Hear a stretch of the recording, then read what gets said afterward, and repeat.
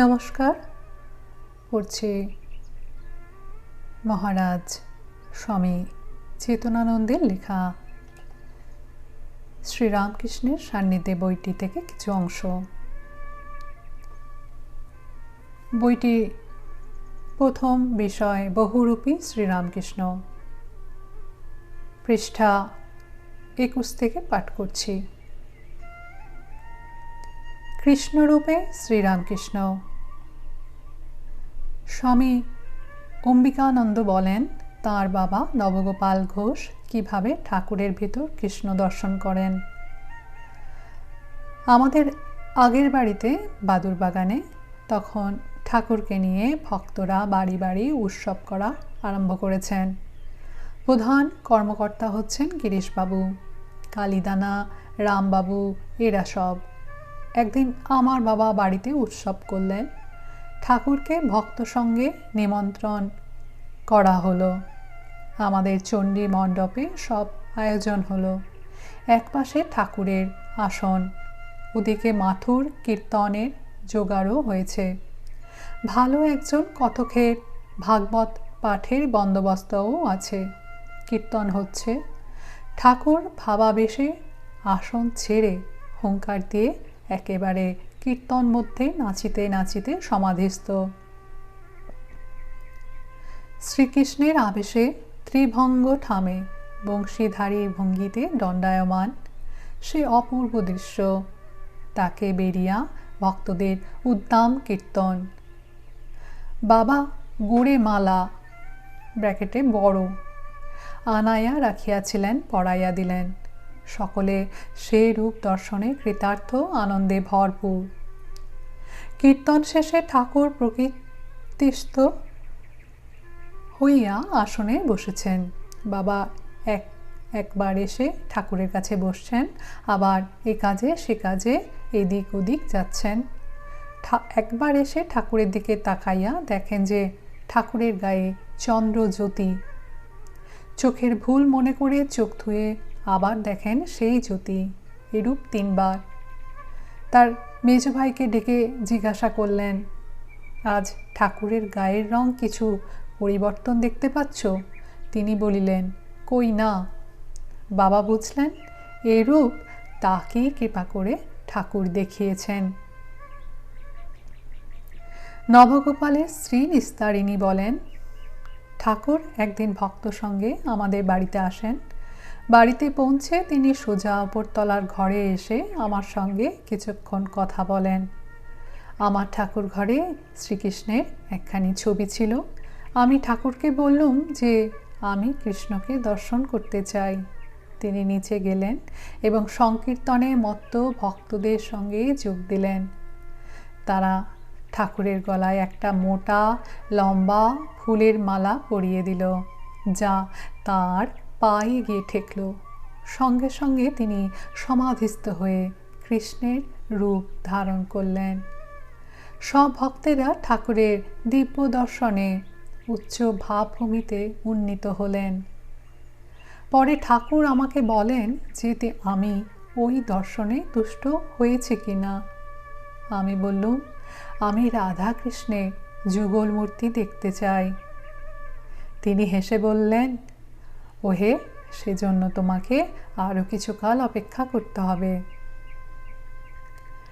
স্বামী বিজ্ঞানানন্দকে ঠাকুর একদিন বলেছিলেন, আমি কৃষ্ণ অবতারে গোপ গোপিনী নিয়ে প্রেমের লীলা খেলা দেখিয়েছি। আমি কলেজের ছোকরা ঠাকুরের এই কথায় বিশ্বাস করতে পারছি না। মনে সন্দেহ উঠেছে দেখে তিনি গোপীদের শ্রীকৃষ্ণের প্রতি ভালোবাসার কথা বলতে লাগলেন। বললেন, গোপীদের ভালোবাসা ঠিক ঠিক ভগবত প্রেম বা ডিভাইন লাভ। শ্রীকৃষ্ণের জন্য গোপীদের প্রেমোন্মাদ হয়েছিল। তারা শ্রীকৃষ্ণের বংশীধ্বনি শুনে নিজেদের স্বামী ছেড়ে ঘর থেকে ছুটে বেরিয়ে পড়তেন।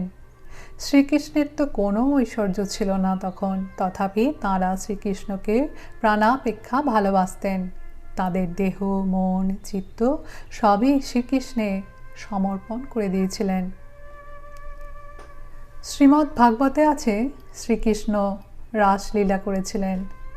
রাসলীলার সময় তিনি রাসমণ্ডলে সমাধিস্থ হয়েছিলেন। ওই সময় তাঁর সমগ্র বীর্য ঊর্ধ্বগামী হয়ে জ্যোতি স্তম্ভাকারে সহস্রারে গিয়ে উঠেছিল এবং তিনি গভীর সমাধিস্থ হয়েছিলেন। গোপীদের ভেতর কেহ কেহ ওই সময় ওইভাবে বিভোর হয়েছিলেন। এইসব কথা বলতে বলতে ঠাকুর একেবারে ভাবে বিভোর হয়ে গেলেন, বাহ্য জ্ঞান শূন্য, গভীর সমাধিস্থ। তারপর আমি তখন তাঁর সেই গোপ গোপিনী নিয়ে প্রেমের লীলা খেলা দেখাবার কথা ভাবতে ভাবতে ভগবত ভাবে বিভোর হয়ে গেছি। তখন তাঁর সেই বাউন্ডারি অব দ্য ফোর্স বা প্রভাবের সীমারেখা ঠিক যেন রাসমণ্ডলের মতো। আমি তার মধ্যে থাকায় আমার রাসলীলার সম্বন্ধে যে ভেল অফ ইগনোরেন্স অর্থাৎ অজ্ঞানের আবরণ ছিল তা তখন চলে গেল। আমারও তখন রাসলীলার সম্বন্ধে অভিনব ধারণা বা অনুভূতি হয়েছিল। ঠাকুরের গভীর সমাধি ভঙ্গ হলে পর তিনি হাসতে লাগলেন। এইসব দেখে আমি তখন একেবারে চুপ। দক্ষিণেশ্বরে ঠাকুর একদিন রামলালকে ডাকিয়া বলিলেন, আমাকে পীত বসন করে দে।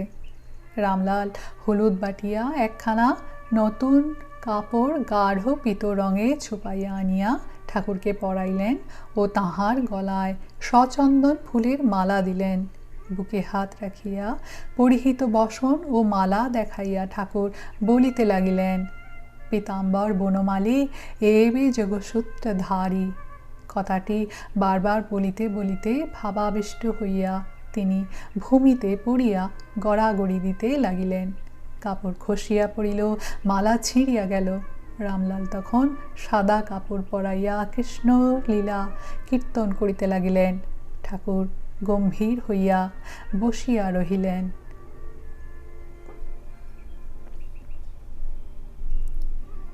রাধারূপে শ্রীরামকৃষ্ণ। লীলা প্রসঙ্গকার ঠাকুরের মধুর ভাবের সাধনকালে স্ত্রী বেশ গ্রহণ এবং শ্রীরাধিকার দর্শন সম্বন্ধে লিখেছেন। মধুর ভাব সাধনে প্রবৃত্ত হইয়া ঠাকুর স্ত্রী জনোচিত বেশভূষা ধারণের জন্য ব্যস্ত হইয়া উঠিয়াছিলেন এবং পরম ভক্ত মথুরা মোহন তাহার ঐরূপ অভিপ্রায় জানিতে পারিয়া কখনো বহুমূল্য বারাণসী শাড়ি এবং কখনো ঘাগরা, ওড়না, কাঁচুলি প্রভৃতির দ্বারা তাহাকে সজ্জিত করিয়া সুখী হইয়াছিলেন।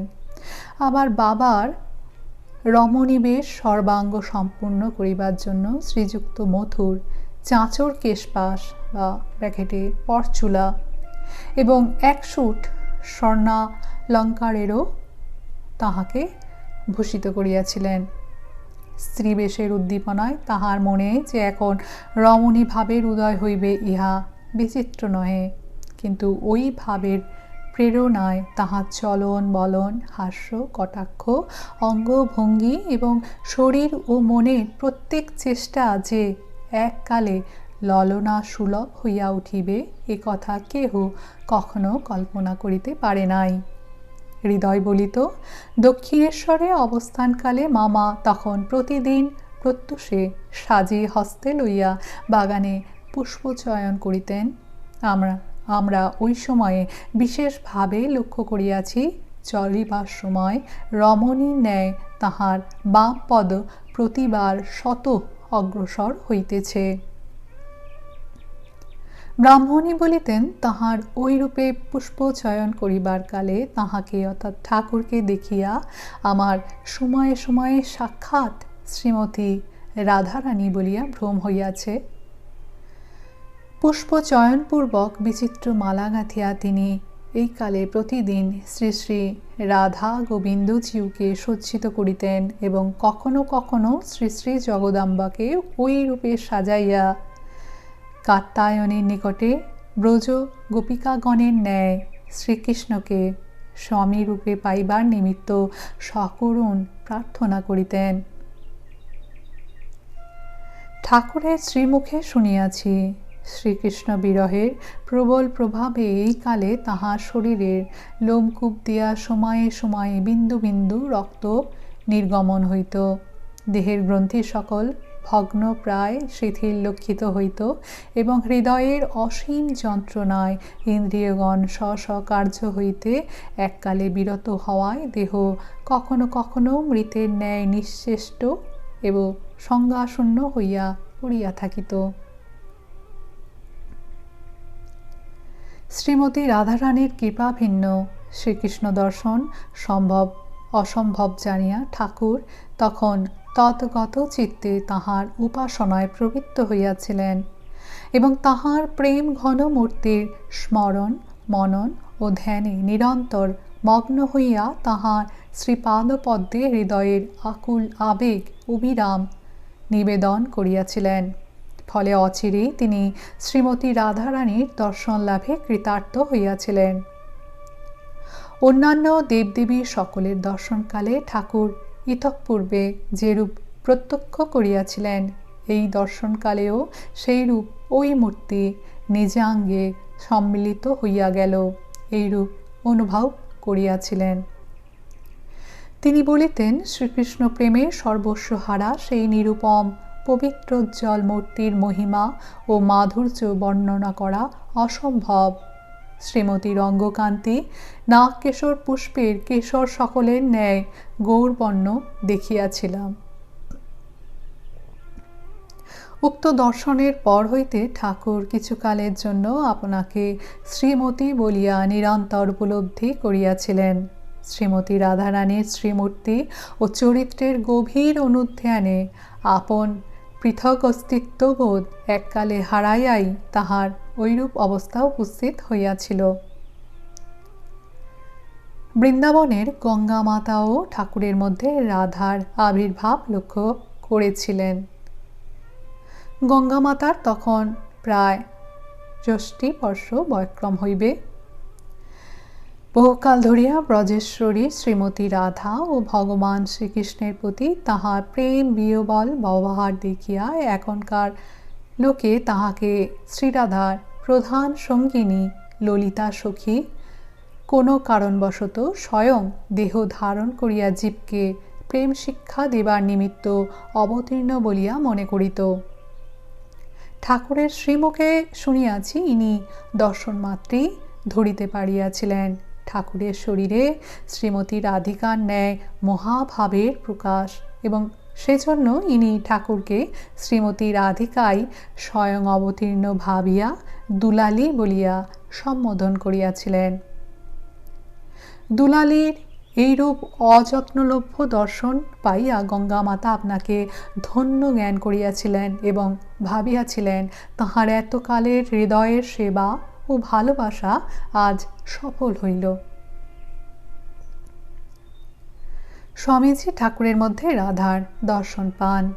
প্রায়ই তিনি কলিকাতায় স্বগৃহে বসিয়া সুদূর দক্ষিণেশ্বরে শ্রী শ্রী ঠাকুরের ধ্যান নিমগ্ন শ্রীমূর্তি দর্শন করিতেন। এক রাত্রে তিনি স্বপ্নে দেখিলেন ঠাকুর তাহার নিকট আসিয়া বলিতেছেন, বল, আমি তোকে ব্রজগোপী শ্রীরাধার সাক্ষাতে নিয়ে যাব। নরেন্দ্র অনুসরণ করিলেন। একটু দূরে গিয়েই ঠাকুর তাহার দিকে ফিরিয়া বলিলেন, কোথা আর যাবি? এই বলিয়া তিনি রূপ লাবণ্যময়ী শ্রী রাধিকার রূপ ধারণ করিলেন। এই দর্শনের ফল এই দাঁড়াইল যে নরেন্দ্র যদিও পূর্বে ব্রাহ্ম সমাজের গানই প্রায়শ গাহিতেন, এখন তিনি শ্রীরাধার কৃষ্ণ প্রেমের অর্থাৎ ভগবানের প্রতি জীবের আকুল আবেদন নিবেদন বিরহ কাতরাতাদির গানও গাহিতে আরম্ভ করিলেন। গুরুভ্রাতাদের নিকট যখন তিনি এই স্বপ্নের কথা বলিলেন, তখন তাহারা সবিস্ময়ে জিজ্ঞাসা করিলেন, তুমি কি বিশ্বাস করো এ স্বপ্নের মর্ম সত্য? নরেন্দ্র উত্তর দিলেন, নিশ্চয়ই করি। স্বামীজির এই রাধা দর্শনের পিছনে একটা মহারহস্য লুকিয়ে আছে। বৈকুণ্ঠনাথ সান্যাল তাঁর শ্রী রামকৃষ্ণ লীলামৃত গ্রন্থে তা উল্লেখ করেছেন। যত বড় সাধু বা পণ্ডিত হোক না কেন, সংস্কারকে কেহই উপেক্ষা করিতে পারে না। যাহার বিদিতে উহার উদ্ভব কেবল তাহারই করুণায় নিবৃত্তি পায়। এই সংস্কার প্রভাবে বা নীতিশাস্ত্র মোহে বা পাশ্চাত্য শিক্ষার আবিলে সুরুচিপূর্ণ নরেন্দ্রনাথ ভগবানের হ্লাদিনী শক্তি শ্রী রাধিকাকে কুরুচি বলিয়া অবজ্ঞা করিয়া আসিতেছেন। ঠাকুর ভাবিলেন, নরেন্দ্র যদি প্রেমের প্রতিমা শ্রীমতীতে শ্রদ্ধাবান না হয়, তাহাকে চিরদিনের মতো মাধুর্য রসে বঞ্চিত থাকিতে হইবে। আবার প্রেমহীন হইলে তাহার প্রবর্তিত ধর্মচক্র পরিচালন তাহার পক্ষে সুখসাধ্য হইবে না।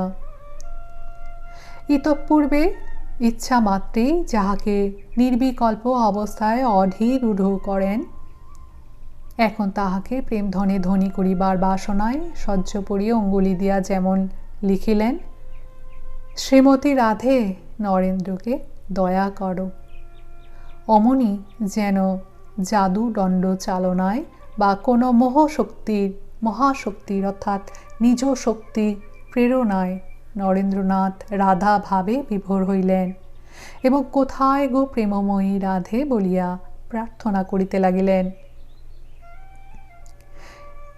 এইরূপ দিবসত্রয় ভজনের পর সূক্ষ্ম দার্শনিক সরস হইয়া কহেন, প্রভুর কৃপায় আজ এক নূতন আলোক পাইলাম। যদি এ ভাবটা না হইত, তাহলে মাধুর্য বিহনে জীবনটা বিড়ম্বনা বোধ হইত। একদিন দোলের সময় ঠাকুর রাধাকৃষ্ণ মন্দিরে গেলে পর তাহার রাধার ভাব হয় এবং সে সময় তিনি কৃষ্ণের গায়ে ফাগ দিতে দিতে আজি ফাগুরণে দেখি তুমি হারো কি আমি হারি গান করতে করতে এরূপভাবে ক্রীড়া করছিলেন যে যাঁরা সেই দৃশ্য দেখেছেন তাঁরা মোহিত হয়ে গেছেন। রাধাকৃষ্ণের যুগল মূর্তি রূপে শ্রীরামকৃষ্ণ। শ্রীরামকৃষ্ণের ভেতর স্ত্রী ও পুরুষ ভাবের একত্র সমাবেশ ঠাকুরের প্রায় প্রত্যেক ভক্ত উপলব্ধি করেছিল। গিরিশ একদিন কৌতূহলাবিষ্ট হয়ে ঠাকুরকে জিজ্ঞাসা করেন, মশাই, আপনি পুরুষ না প্রকৃতি? ঠাকুর হেসে তদুত্তরে বললেন, জানি না।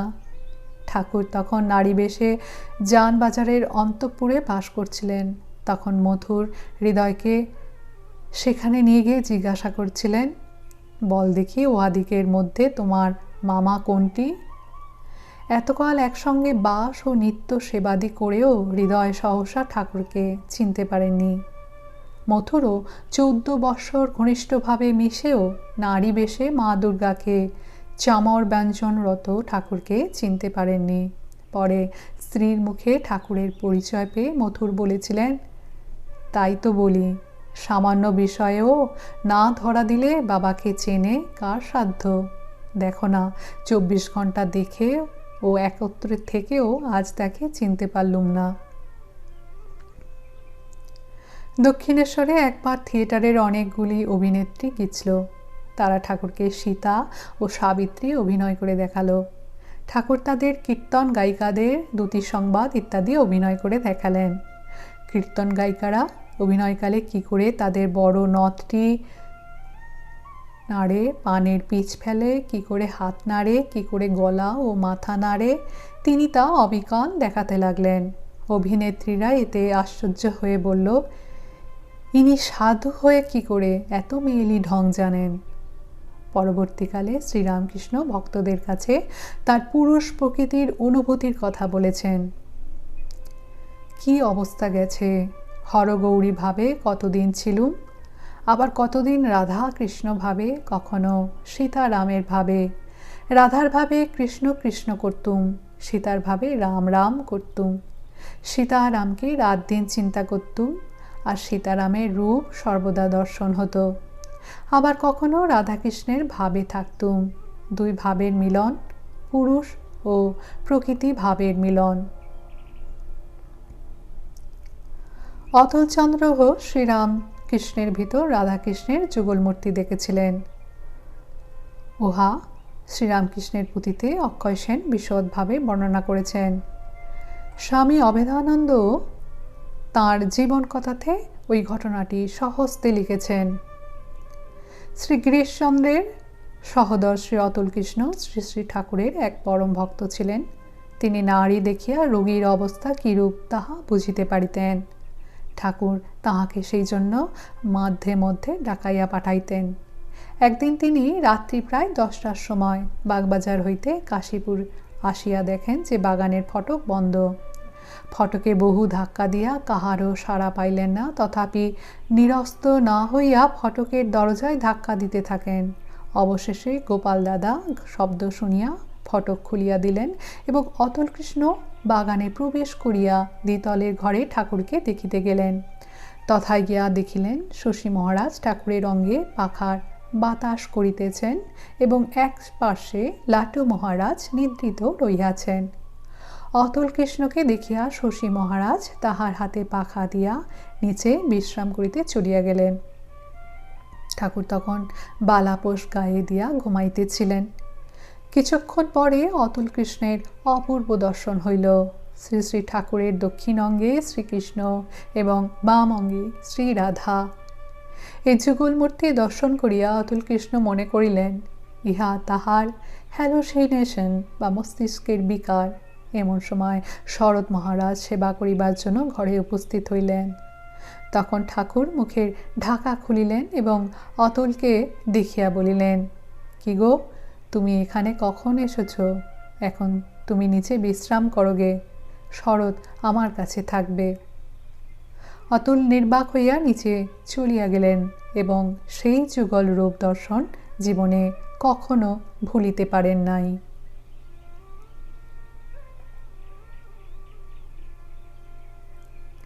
আপনারা শুনলেন পূজনীয় মহারাজ স্বামী চেতনানন্দের লেখা শ্রীরামকৃষ্ণের সান্নিধ্যে বইটির থেকে কিছু অংশ। বইটি প্রকাশিত হয়েছে উদ্বোধন কার্যালয় থেকে।